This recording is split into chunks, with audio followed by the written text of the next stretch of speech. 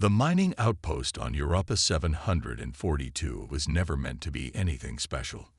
Nestled in the shadow of a gas giant's rings, it was just one of hundreds of human operations scattered across the outer rim. The colony's 3,000 inhabitants spent their days extracting rare minerals from the moon's crystalline core, sharing meals in the communal dome, and dreaming of their next rotation back to the inner worlds.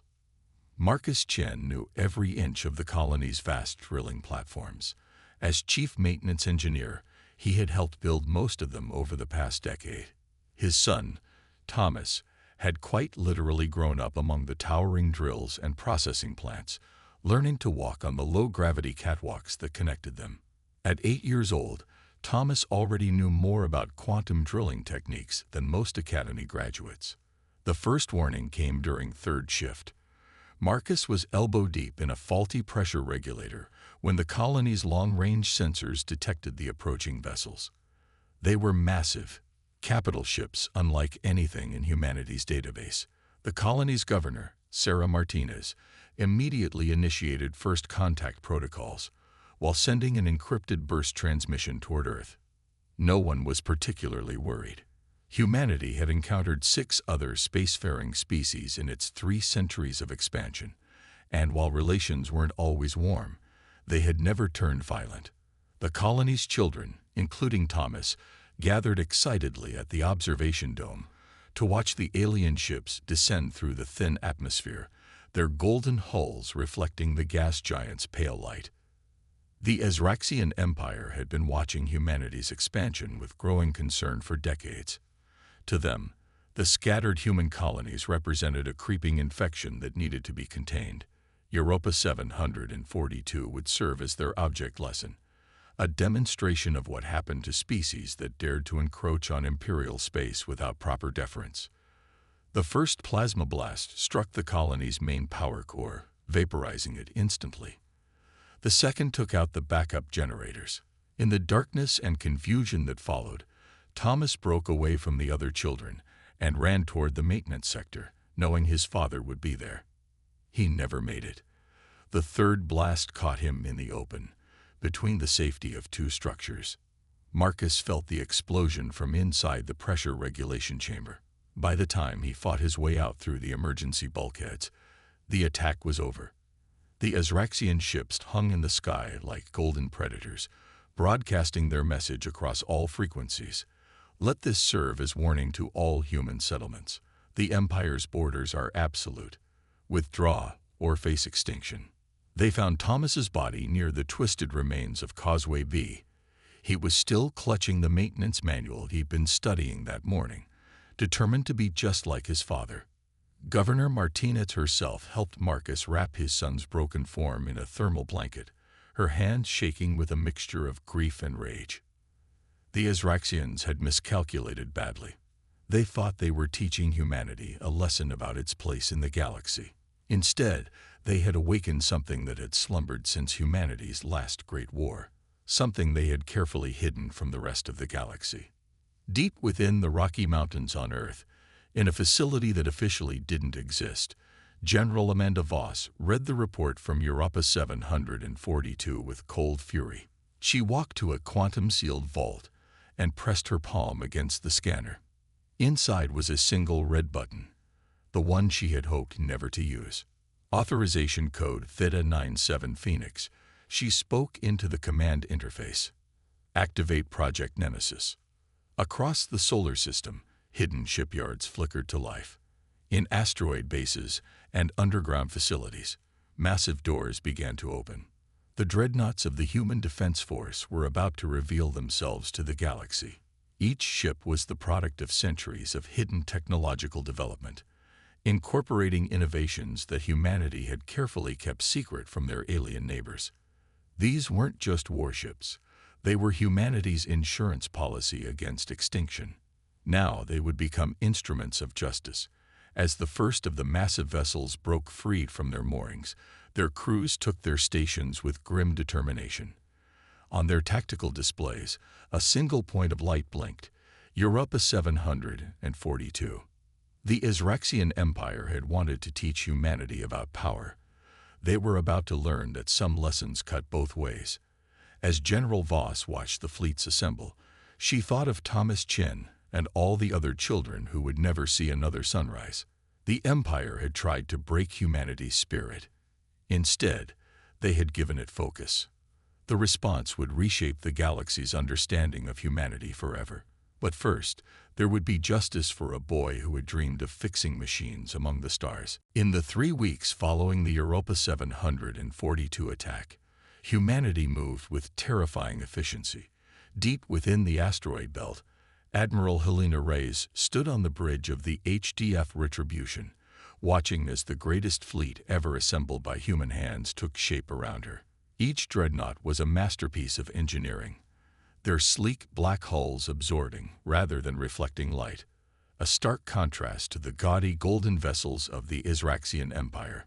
The ships had been built in secret over generations, their very existence hidden even from most of Earth's government.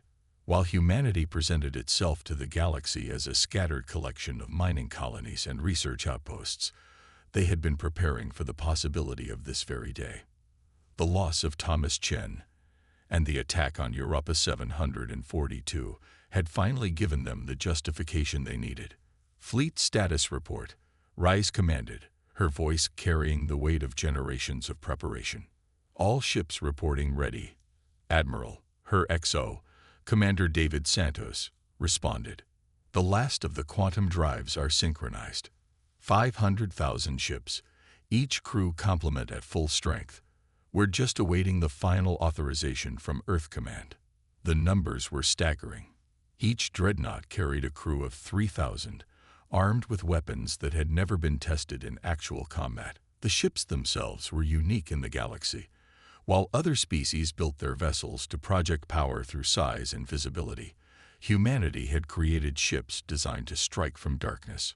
On Earth, the political council was in its final session. The Izraxian Empire's ambassadors had arrived, expecting to dictate terms of human withdrawal from contested space. Instead, they found themselves facing Council President Chen Lai, Marcus Chen's cousin, who sat with a father's grief and a leader's resolve. You came here expecting to find us cowed. Chen Lai addressed the golden-robed ambassadors. You thought that by killing innocent civilians, by murdering children, you would teach us fear. Instead, you have taught us that the galaxy is not ready for peace. He paused, letting the weight of his words sink in. We hereby reject any territorial claims of the Izraxian Empire and declare a state of war.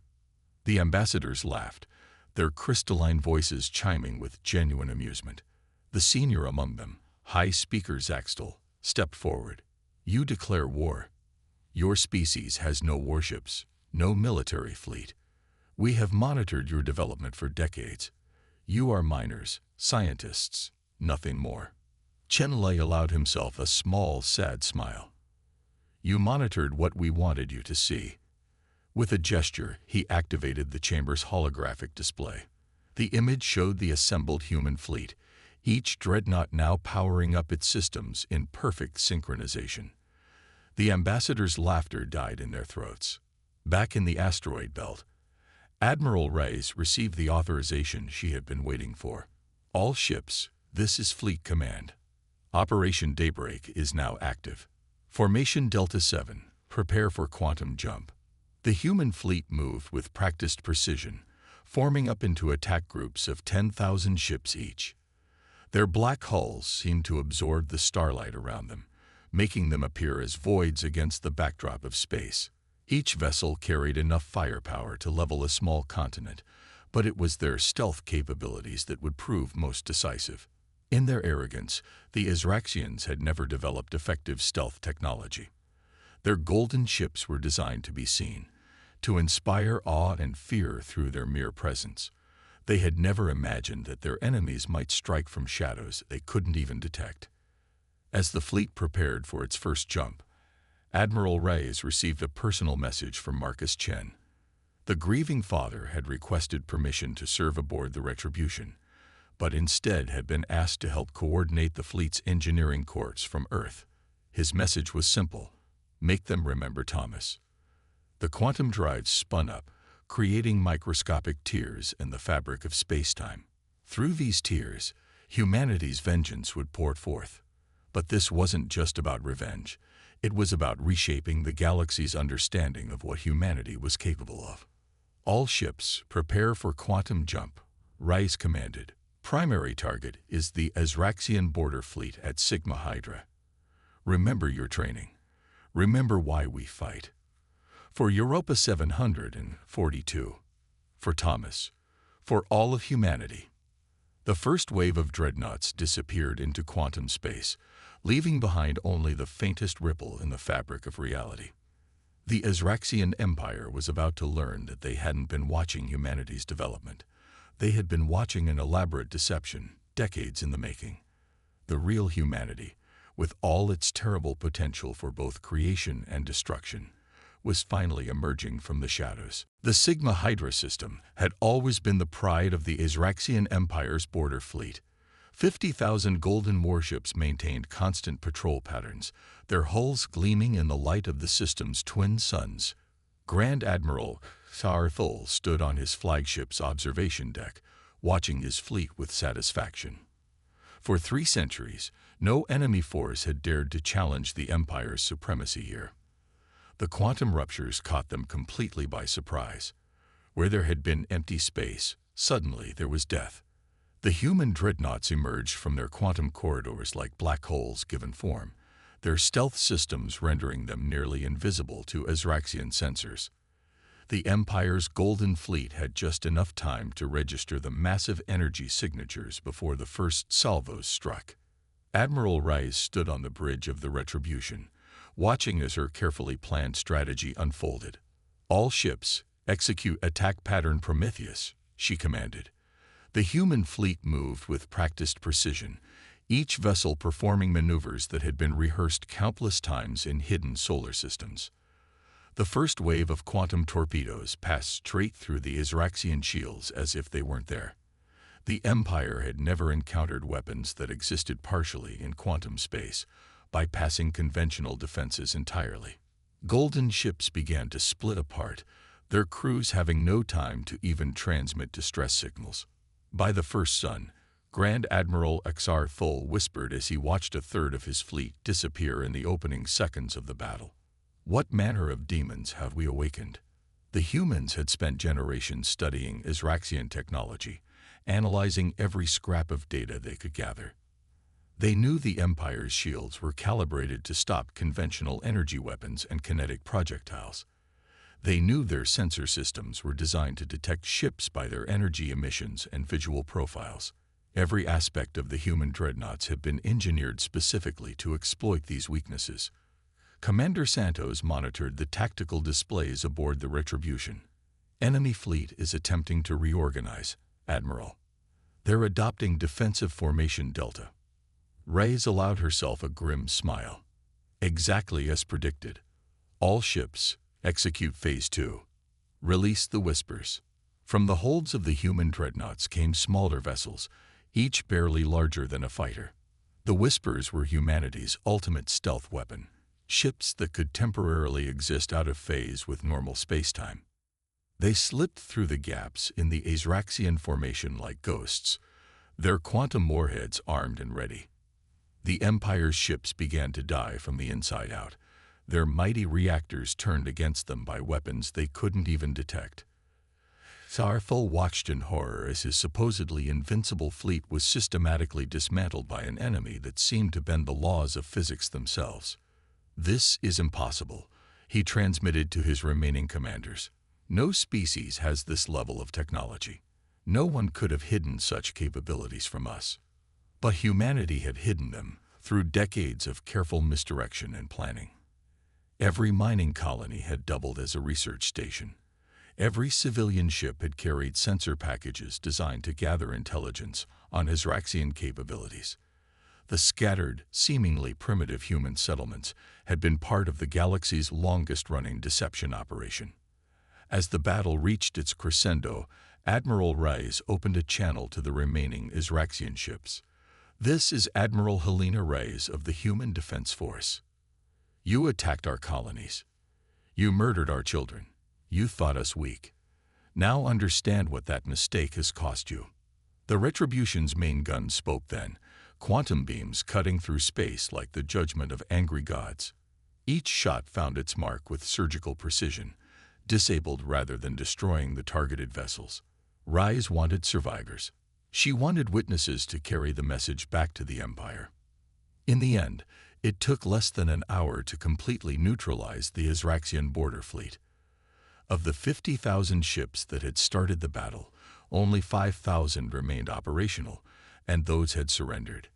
The human fleet had suffered minimal losses, their superior technology and surprise advantage proving devastating. As rescue operations began, Reyes received a priority transmission from Earth Command. The quantum encrypted message was brief. Sigma Hydra secured. Proceed to Phase 2. The Empire must understand that every human life they took will be answered for. The Admiral looked out at the debris field that had once been the pride of the Izraxian fleet. This was just the beginning. The Empire had multiple layers of defense, hundreds of systems fortified against conventional attacks. But they weren't fortified against what humanity had become, a species that had turned its fear and grief into technological supremacy. All ships, prepare for quantum jump, Rice commanded. The Empire thought they were teaching us our place in the galaxy. Now we will show them exactly where that place is. The black ships disappeared into quantum space once more, leaving behind the wreckage of the Empire's hubris. In the darkness between stars, humanity's vengeance was just beginning to unfold. News of the Sigma Hydra defeat spread through the Izraxian Empire like a shockwave. In the Imperial Palace on Azrax Prime, Emperor Vex Thor faced the first serious challenge to his authority in 3 centuries of rule. The Great Chamber, with its towering crystal spires and golden archways, had become a theater of barely contained chaos. 50,000 ships. High Admiral Cuttle slammed his fist on the crystalline table, causing ripples to spread through its structure. Our most advanced fleet, reduced to scrap by these humans who were supposed to be nothing more than primitive colonists. The Emperor sat motionless on his quantum throne, his crystalline eyes reflecting the holographic display of the battle's aftermath. The humans hadn't just defeated his fleet, they had shattered the very foundation of Izraxian military doctrine. Every assumption about their species had been proven catastrophically wrong. In the subjugated worlds of the Empire, something else was spreading. Hope. On Nexus II, once the proud homeworld of the Valkyrie race, resistance cells watched bootlegged recordings of human dreadnoughts tearing through Imperial defenses. The Valkyrie had been conquered by the Empire centuries ago, their technology seized, their people enslaved. Now they saw a path to freedom. Admiral Reyes and the human fleet had moved on to their second target, the Helios Gate, a massive Imperial installation that controlled access to a quarter of the Empire's territory. But this time, the Empire was ready. Or so they thought. They gathered 100,000 ships to defend the gate. Commander Santos reported aboard the Retribution, including 15 Worldbreaker-class dreadnoughts. They're expecting us. Ray studied the tactical display with cold calculation, and that's exactly why we won't be there. All ships execute Operation Shadowfall. Instead of attacking the Helios Gate directly, the human fleet split into smaller groups, each targeting seemingly minor Imperial outposts and supply lines. The Empire had prepared for a hammer blow. Instead, they faced death by 1,000 cuts. On the Imperial throne world, the political crisis deepened. Noble houses that had been loyal to the Empire for generations began to question their allegiance. The House of Zelkar, custodians of the Empire's vast merchant fleet, were the first to act. We cannot support an empire that invites its own destruction, Matriarch Zelkar announced to the Imperial court. The humans offered us peace, and we responded by murdering their children. Now they show us the folly of our arrogance. The Empire's response was swift and brutal. Imperial guards stormed the Zelkar compound, intent on making an example of the dissenting house. But they found it empty. The entire house had already been evacuated, their ships vanishing into human-controlled space. Across the galaxy, other species watched and calculated. The hive mind of the Vex Collective, ancient rivals of the Empire, reached out to Earth through quantum-encrypted channels. The crystalline Meridian consciousness, long neutral in galactic affairs, began sharing technical data about Imperial defense systems. Humanity's vengeance had become a catalyst for change throughout known space, but it was in the Empire itself that the most dramatic transformations were taking place. Junior officers began questioning orders. Supply ships disappeared, their crews deserting rather than face the human fleet. The mighty Azraxian war machine was beginning to crack from within. Emperor Vexthor finally rose from his throne, his voice carrying across the great chamber. We cannot allow this insurrection to spread. Deploy the World Eaters. Burn every human colony to ash. Show them the true meaning of Imperial.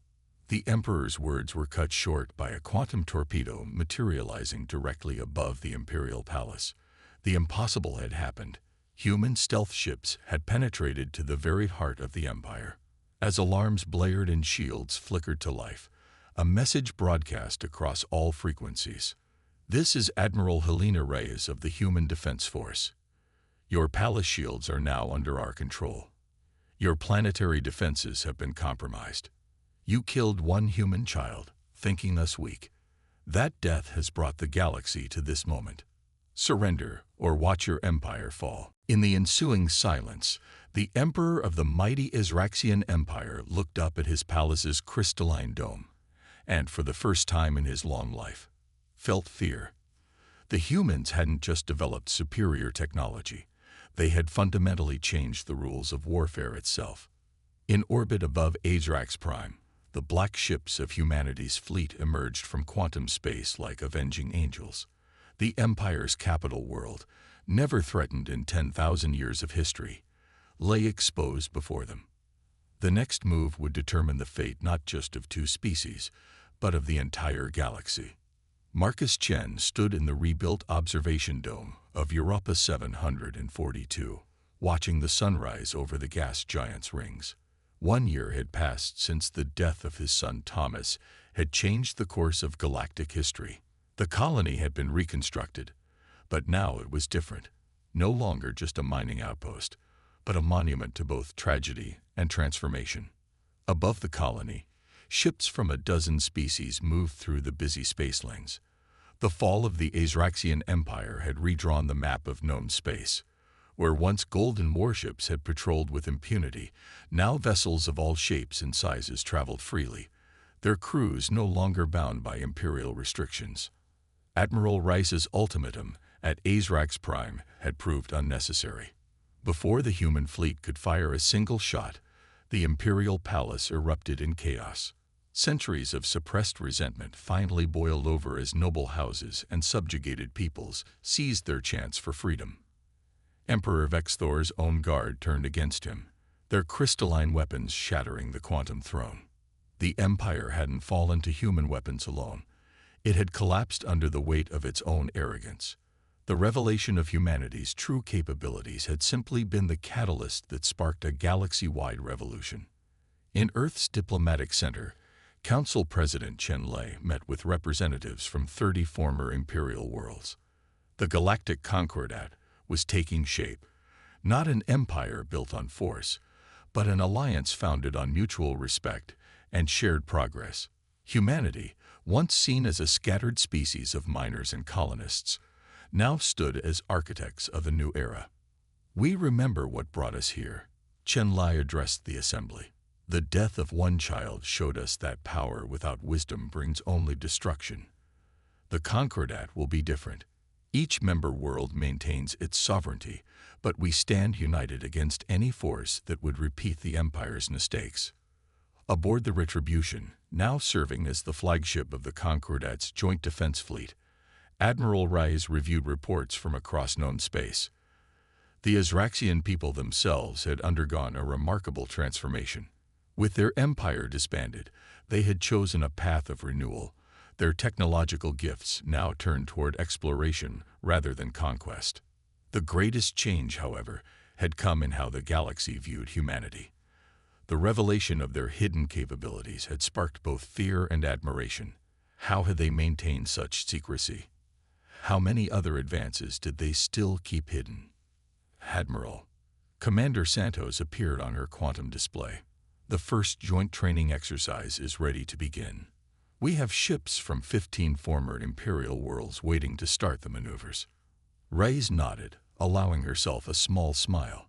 The exercises would share some of humanity's technological advances with their new allies, but not all. The quantum dreadnoughts had taught them the value of keeping certain capabilities in reserve.